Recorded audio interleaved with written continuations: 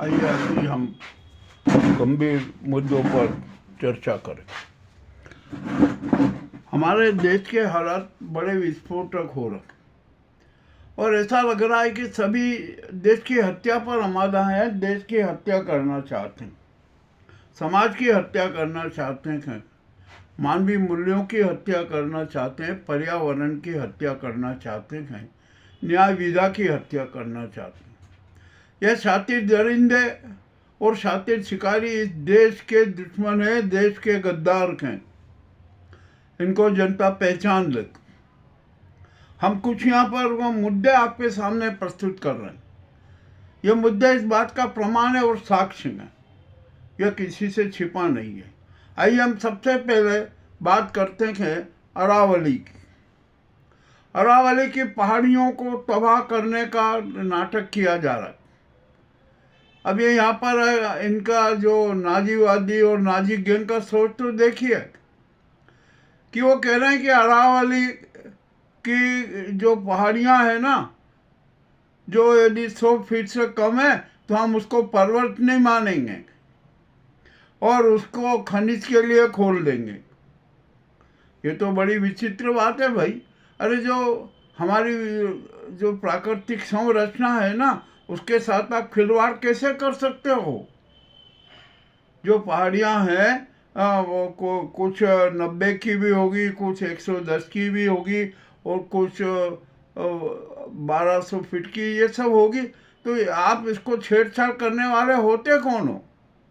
आपको ये किसने अधिकार दिया कि हमारी भारत की भू संरचना को आप डिस्टर्ब करें, आप उसकी हत्या करें? अब यहाँ पर अरावली बचाव आंदोलन बड़े उच्च पैमाने पर चल रहा है, बड़े गंभीरता की बात है।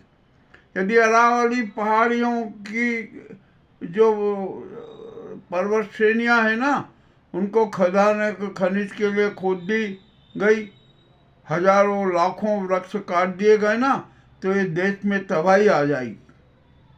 वर्षा नहीं होगी, जल के लिए तरस जाएंगे।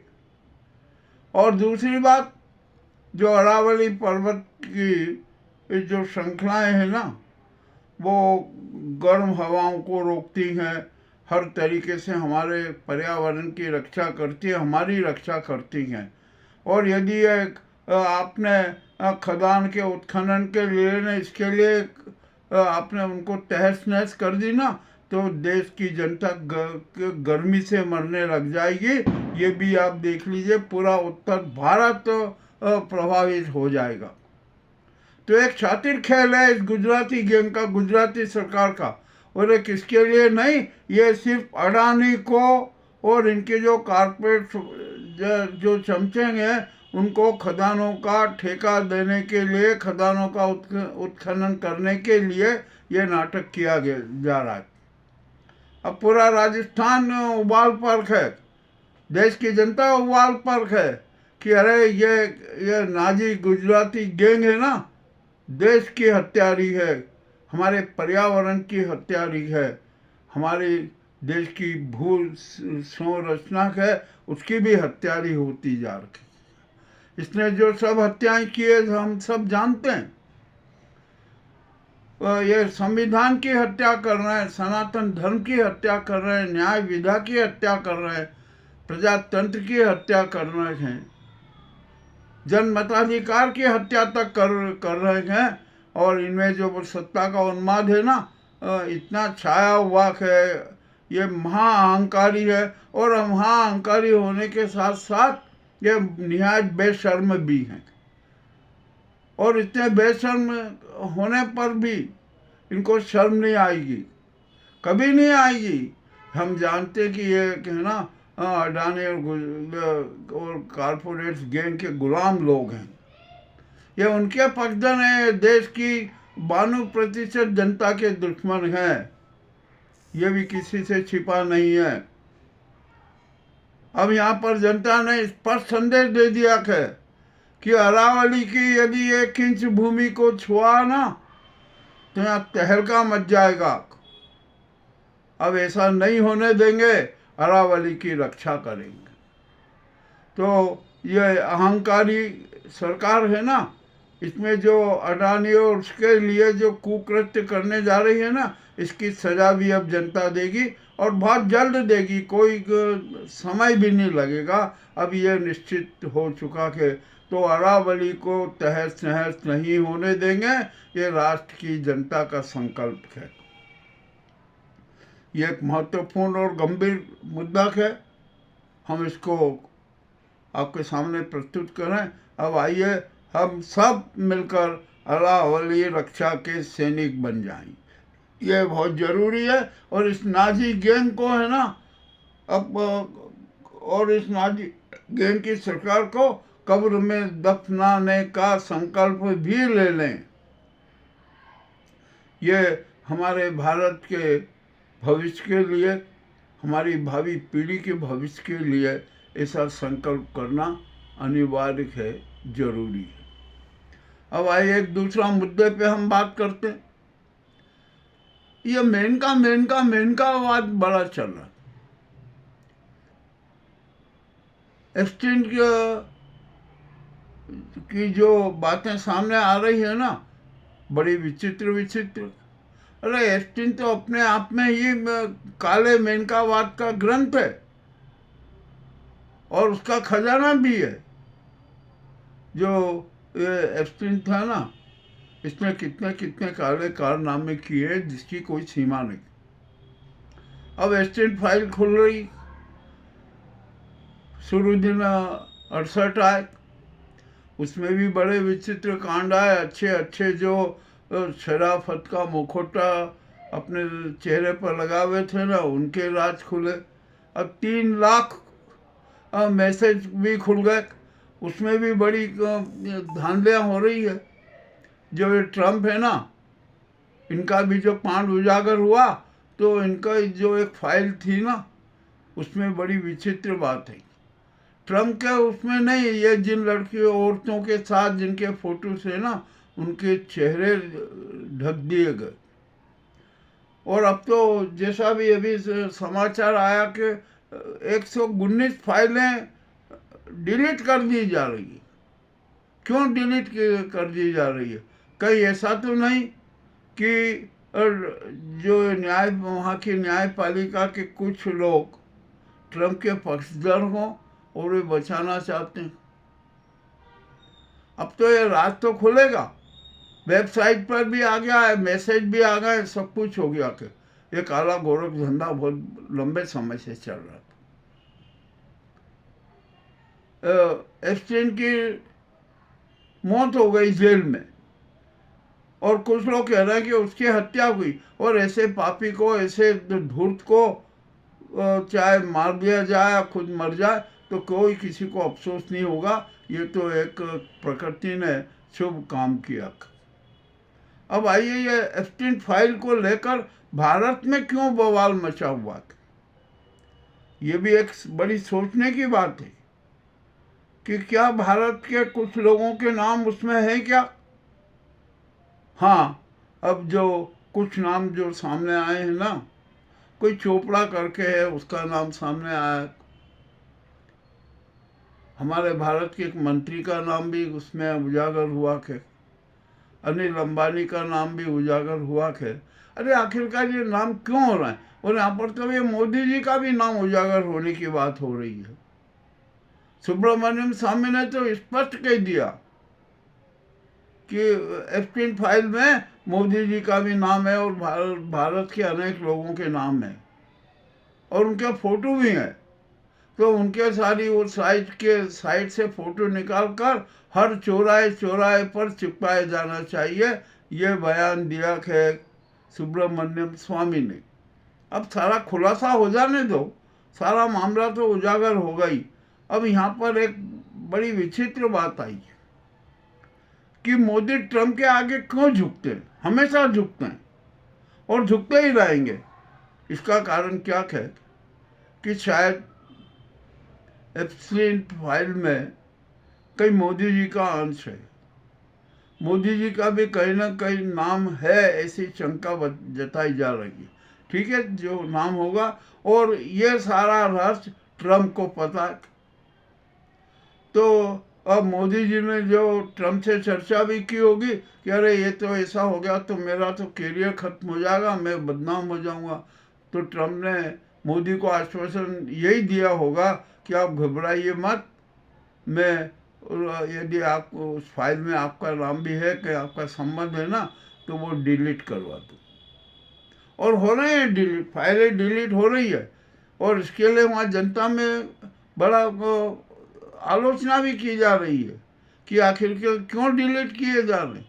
90,000 फाइल्स हैं उसमें, वेब भी न्यूज अलग है। ये मामला बड़ा विचित्र हो गया। और आइए अब यहाँ पर हम जो मोदी जी का जो नाम आया है ना, वो तो मोदी जी भी खुद बेचैन है, बहुत ज़्यादा बेचैन है, अनेक चेहरे भी बेचैन है। परंतु ये मोदी जी वास्तव में क्या है, ये कोई ब्रह्मचारी तो है नहीं। और मोदी जी के जो रसिकता के बारे में हम नहीं कह रहे हैं। स्मृति ईरानी ने राज खोला, कंगना ने राज खोला, और अनेक राज खोला। सुब्रमण्यम स्वामी ने तो कह दिया कि चीन में भी इनकी फाइल है। आखिरकार सच क्या है भाई, ये तो मोदी जी को भी स्वीकार करना पड़ेगा ना। और हम जब यहाँ देखते हैं ना, तो मोदी जी को सुंदर स्त्रियों के साथ फोटो खिंचवाने में, उनके साथ वार्तालाप करने में मजा आता। मैंने कल एक फोटो देखा था, बनारस की कोई यशोदा यादव के साथ उनका बहुत बड़ा फोटो था।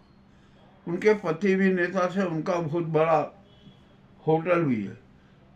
और जो होटल में देह व्यापार का धंधा चलता था, जो को भाजपा के उसमें जो भाजपा ही है वो, और उनके उसमें पूरा ये धंधा चलता था। तो बड़ी विचित्र बात है ना। और कंगना ने जो राज खोले वो क्या झूठ है, स्मृति ईरानी ने राज खोले वो क्या झूठ है। तो मोदी तो फंसे हुए थे। मोदी को तो अब यहाँ बचने का कोई कारण नहीं है।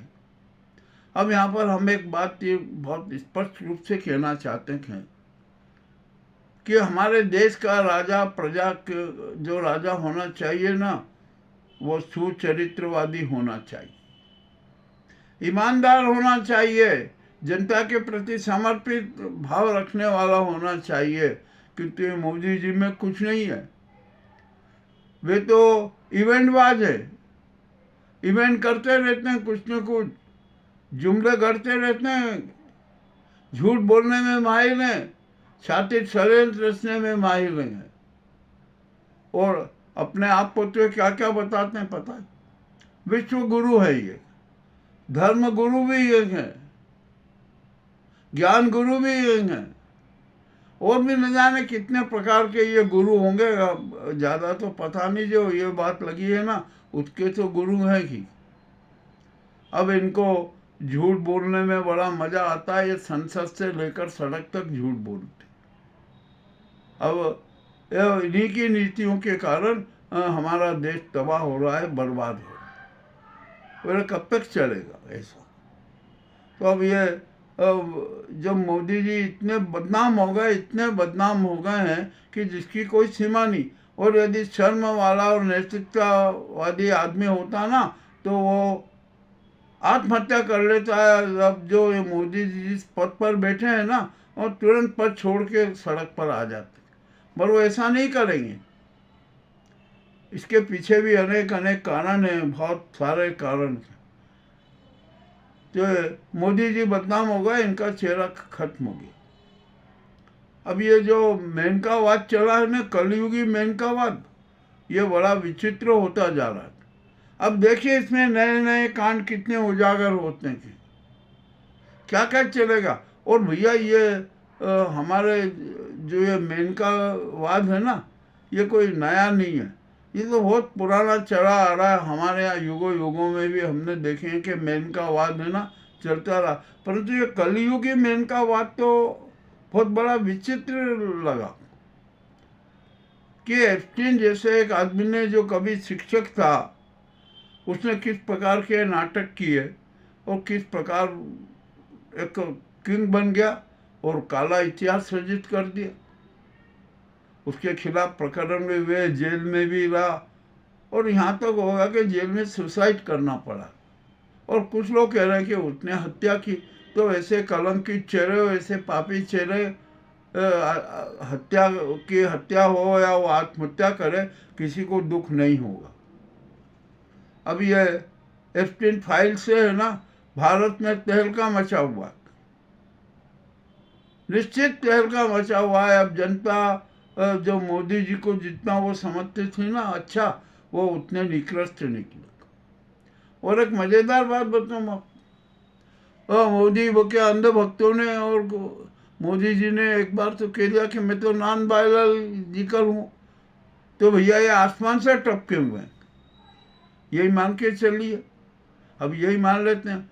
और फिर मोदी जी के उसमें कहा कि अरे ये मोदी जी है ना, ये नॉन बायोलॉजिकल भी है और विष्णु के अवतार हैं। वाह, कितनी अच्छी बात है।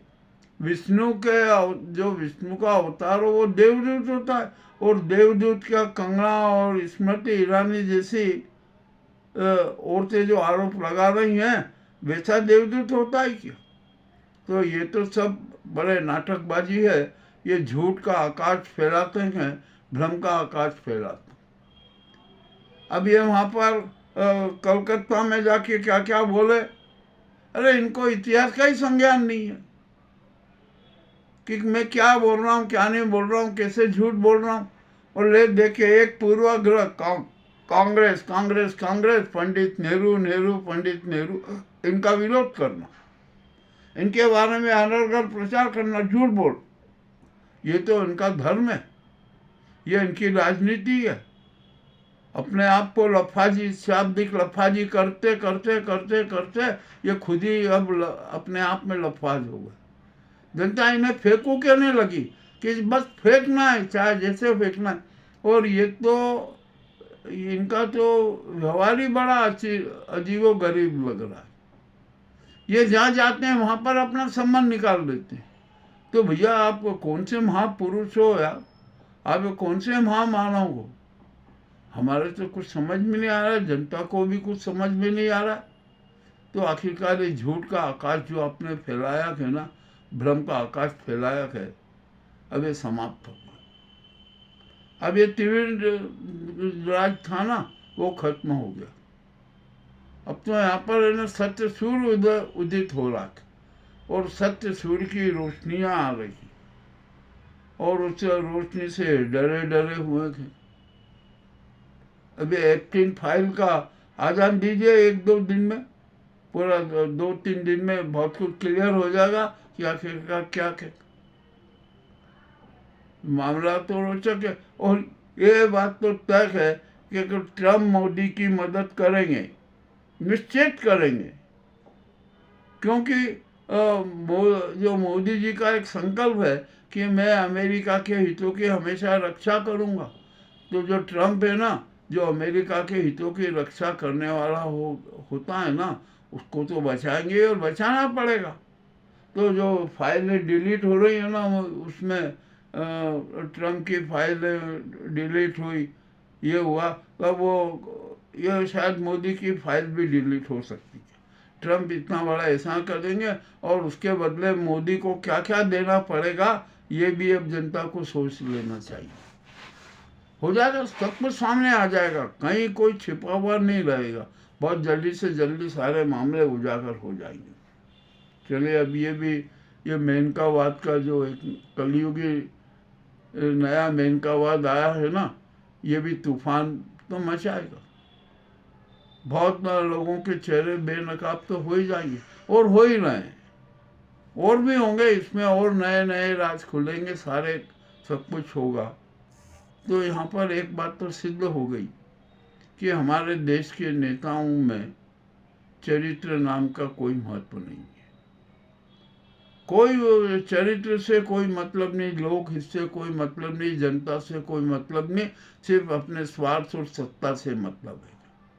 ठीक है भाई, अब आप में जितना अहंकार है, आपने जितना उन्माद मचा लिया, मगर अब ऐसा नहीं होगा।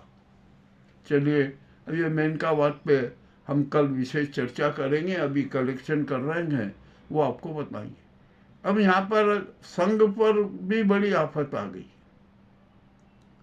डॉक्टर मोहन भागवत जी बड़े विचारे, उन्होंने कलकत्ता में तो न जाने कैसी कैसी बातें कर दी, और ऐसा लगता है कि अब शायद मोहन भागवत भी विचलित हो गए।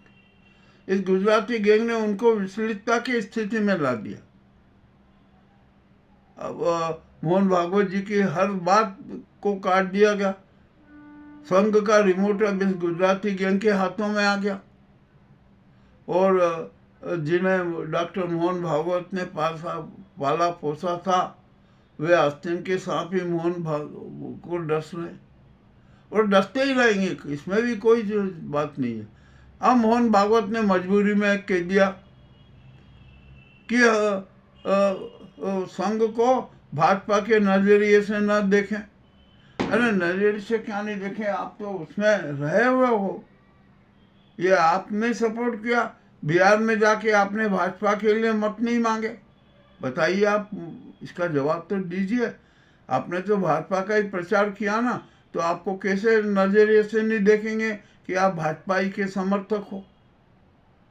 और अब आप कह रहे हो कि भाजपा से संघ का कोई संबंध नहीं है, इतना बड़ा झूठ तो मत बोलो। आपसे हम ये हाथ जोड़ के निवेदन करते, अब तो सच्चाई स्वीकार लो। और अब संघ का जो इस गुजराती गैंग ने पोस्टमार्टम तो कर ही दिया, उसके चेहरे से सारे नकाब हटा दिए, और संघ का जो चरित्र भी जनता के सामने आ गया।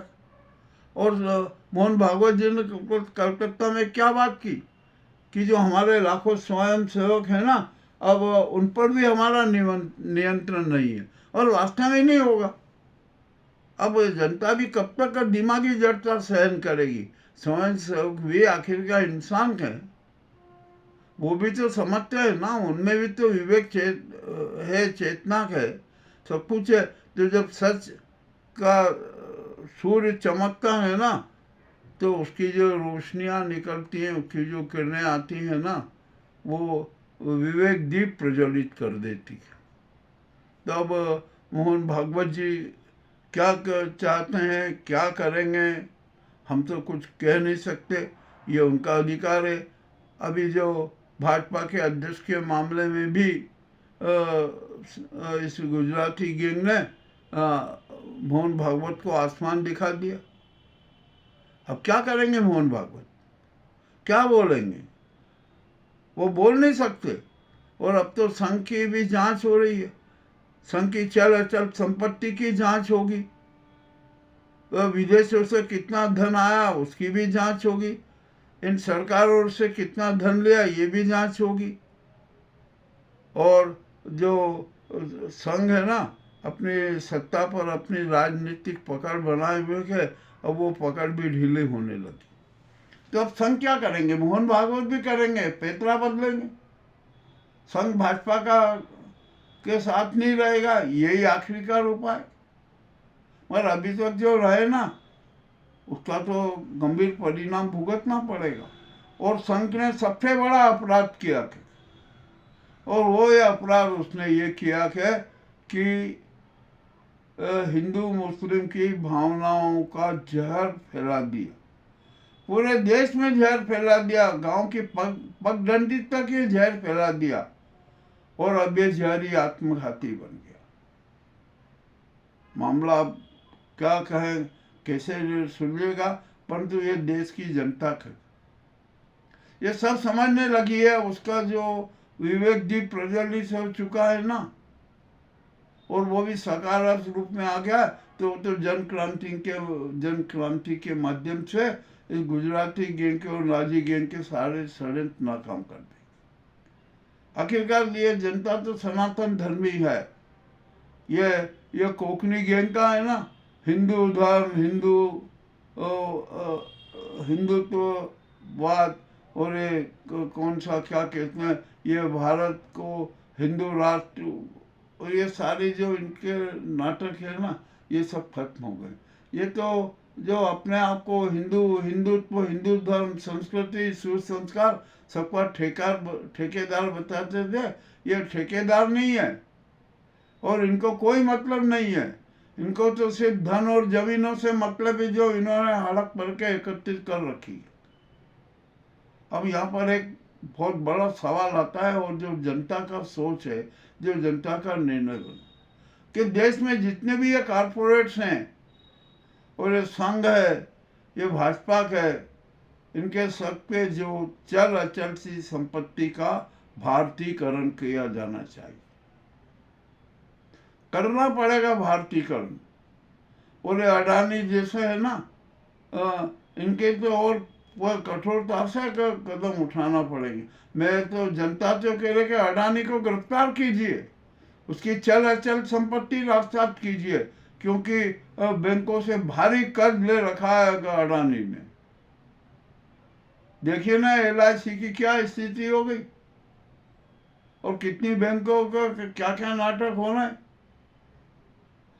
अब ये राजस्थान में अडानी को कितनी सेना की जमीन दे दी, ये भी एक बड़ा, अपने बीकानेर में ये बड़ा विचित्र है, जो कि युद्ध के लिए जरूरी थी, वो अडानी के प्रोजेक्ट के लिए दे दी। मामला तो बड़ा पेचीदा हो गया। अब आ जाइए हम थोड़ी अंतर्राष्ट्रीय बात भी कर लें। रूस यूक्रेन युद्ध जारी है, यूक्रेन रूस पर हमला कर रहा है और रूस यूक्रेन पर हमला कर रहा है, और उसने 2 नए क्षेत्रों पर और कब्जा कर लिया। अब यह तो चलता ही रहेगा, कोई दिक्कत नहीं है।